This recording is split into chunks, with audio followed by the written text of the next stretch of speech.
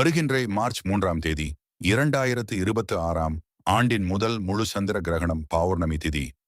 மர்மங்கள் நிறைந்த இந்த காலகட்டத்தில் பித்திருக்களுக்கு உகர்ந்த இந்த மக நட்சத்திரத்தில், அதுவும் செவ்வாய்க்கிழமை அன்று வானில் ஒரு அதிசயம் நடக்கப் போகிறது. இந்த சந்திர கிரகணம் உலகிற்கே வெளிச்சம் கொடுக்கும். பௌர்ணமி நிலவை இருளாக மாற்றப் போகும் பாம்புகள் கிரகமான ராகு மற்றும் கேது. இரவல் முழுமையாக நிலவை ஆக்கிரமிக்கும் நிகழ்வுதான் சந்திர கிரகணம்.